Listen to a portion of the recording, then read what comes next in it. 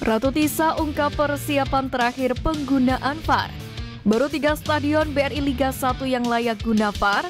Borneo FC tak lepas pemainnya ke Timnas U23 Indonesia. Simak informasi selengkapnya hanya di Fair Play Space Update.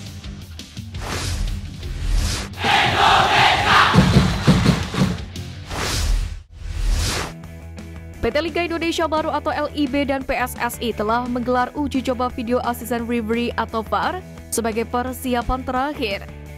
Hal itu diungkapkan dalam simulasi VAR yang bertempat di lapangan JSI Resort, Jawa Barat pada 15 hingga 20 Februari 2024. Dalam tahapan ini, para wasit dan asisten wasit yang telah lolos dari tahap seleksi menjalani simulasi lewat pertandingan langsung. Direktur Utama PT LIB Ferry Paulus pun menyampaikan bahwa perangkat yang diterapkan pada simulasi ini sama seperti dengan apa yang digunakan pada waktu event besar FIFA. Sejauh ini Ferry Paulus mengaku cukup puas dengan perkembangan yang telah berjalan. Sementara itu Wakil Ketua Umum PSSI Ratu Tisa berkomitmen untuk menciptakan SDM yang berkualitas. Yakni untuk mewujudkan hal itu, wasit yang sudah lolos masih akan menjalani rangkaian dalam seleksi. Sebelum dilepas, mereka juga akan menjalani trial yang dipantau langsung oleh FIFA. PSSI akan menggelar sosialisasi perihal protokol penggunaan video assistant referee atau VAR di Liga 1. Pemain menjadi salah satu kelompok yang akan mendapatkan penjelasan demi mencegah kesalahan persepsi terkait ranah teknologi terbaru di kompetisi kasta teratas tanah air ini. Waketum PSSI Ratu Tisa pun menjelaskan hanya ada 4 kejadian yang bisa direview oleh VAR, yakni mengecek gol atau tidak gol, penalti atau tidak penalti, pemberian kartu merah secara langsung, dan salah pengambilan keputusan. Di luar keempat kejadian itu, VAR tidak bisa melakukan intervensi.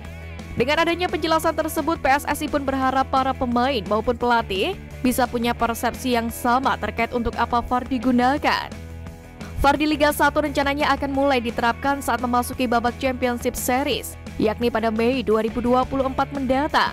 Jadwal penggunaannya pun mundur dari yang seharusnya ditargetkan yakni pada Februari 2024. VAR tidak bisa terlaksana di regular series Liga 1 2023-2024 karena PSSI dan PT Liga Indonesia Baru selaku operator menyebut infrastruktur yang telah rampung tidak dibarengi oleh kesiapan sumber daya manusia atau SDM.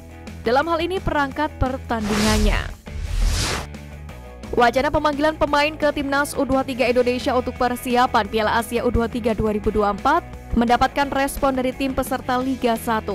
Salah satunya ialah Borneo FC yang menegaskan menolak untuk melepas para pemainnya ke Timnas U23 Indonesia. Hal tersebut dikarenakan banyak pemain kunci Borneo FC yang dipanggil ke skuad Garuda Muda seperti Fajar Faturrahman, Komang Teguh Trisnanda, dan Taufani Muslihudin.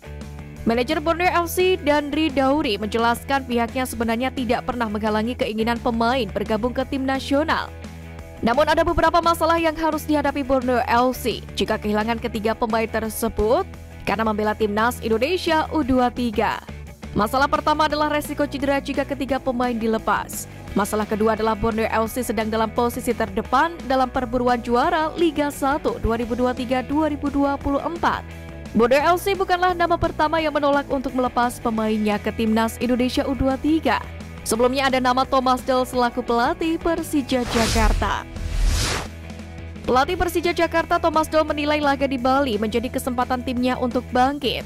Pasalnya di Bali, tim Macam Kemayoran akan menghadapi 3 laga penting, yakni melawan Madura United pada 22 Februari, Arema FC pada 25 Februari, dan menghadapi Dewa United di bulan Maret. Untuk itu, Thomas Doll meminta kerjasama dari anak asuhnya. Menurutnya, kebangkitan Persija tergantung pada penampilan pemain Persija. Diketahui Persija kini tercecer di urutan ke-9 dengan raihan 32 poin. Poin tersebut terpaut 9 angka dari Bali United yang berada di urutan ke-4. Thomas Doll sendiri berharap para pemainnya dapat meminimalisir kesalahan individu pada laga sisa. Hal tersebut bertujuan untuk menjaga asa mengejar posisi 4 besar. Selain itu, kemenangan juga dibutuhkan guna menjaga kepercayaan diri tim.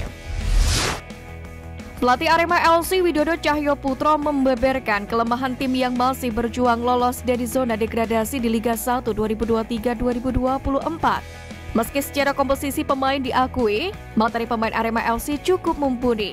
Tapi ada beberapa kendala yang tersirat diutarakan oleh Widodo. Salah satunya adalah chemistry antar pemain. Pelatih kelahiran Cilacap ini pun memaparkan bahwa chemistry yang penting ini tampak kurang begitu dirasakan ketika pertama kali datang. Padahal secara antusias dan semangat berlatih, serta di dalam pertandingan timnya sudah cukup bagus. Widodo pun menekankan terhadap faktor kebersamaan. Kebersamaan ini disebutnya tak hanya antar pemain, tapi juga kebersamaan antar pelatih dengan pemain, antar manajemen, dan juga manajemen dengan pemain itu sendiri. Sementara itu, kunci kebersamaan adalah saling menghargai atau respect. Diharapkan mampu menjadi jurus untuk keluar dari zona degradasi. Bek Rans Nusantara FC Francisco Pereira Carneiro menceritakan adaptasinya berkarir di Indonesia. Pemain yang akrab disapa Kiko tersebut mengaku tidak ada hambatan. Kiko merupakan pemain berkebangsaan Portugal yang baru pertama kali menjajal sensasi berkarir di luar negeri. Yogyakarta menjadi tempat tinggal pemain berusia 23 tahun ini, di mana sejauh ini sesuai dengan kandang Rans FC musim ini. Kiko selama penyesuaian di Yogyakarta pun mendapatkan bantuan dari para pemain lokal, terutama Dalen Dog yang banyak membantunya. Bahkan pemain yang menyukai nasi goreng itu merasa Yogyakarta seperti rumah baginya. Kendati adaptasi berjalan mudah, Kiko merasa ada banyak perbedaan budaya di Yogyakarta dengan kampung halamannya di Porto. Hanya ada 3 nama lokal yang menduduki posisi pertama dengan nilai pasar tertinggi di klub Liga 1 2023-2024. Menariknya 3 pemain tersebut merupakan anak asuh Sintayong di Timnas Indonesia. Nama pertama adalah Mark Locke, di mana dilansir dari Transfer Market. Mark Locke menjadi pemain dengan nilai pasar tertinggi di Persib Bandung. Pemain berposisi sebagai gelandang itu kini memiliki nilai pasar sebesar 7,82 miliar rupiah. Angka ini juga menjadi yang tertinggi di Liga 1 2023-2024. Hanya ada 2 pemain yang mampu menyamai nilai klub. Mereka adalah Jaja dari Madura United dan Alexis Masidoro milik Persis Solo. Nama kedua yakni Rizky Ridho. Nilai pasar Rizky Ridho kini berada di angka 6,95 miliar rupiah. Angka tersebut mampu mengalahkan semua pemain asing Persija. Nama ketiga adalah Dimas Derajat. Pemain berposisi sebagai striker itu kini menjadi pemain termahal Persikabo 1973, yakni dengan nilai pasar 3,91 miliar rupiah. Sejauh ini baru 3 stadion klub dari Liga 1 yang dinilai layak menggunakan video assistant referee. Hal tersebut diungkapkan oleh Direktur Utama PT Liga Indonesia Baru atau LIB Ferry Paulus.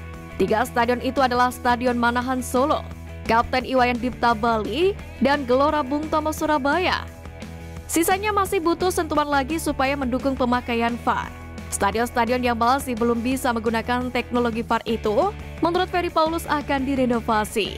Harapannya di musim 2024-2025 mendatang, semua stadion sudah siap dipakai.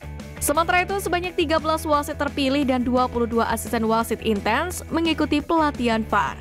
Satu di antaranya adalah Torik Alkatiri. Wasit asal Purwakarta itu menjelaskan proses pelatihan VAR sebenarnya sudah memasuki fase akhir, di mana para wasit dan asisten wasit terus mengulang menu latihan agar semakin terbiasa.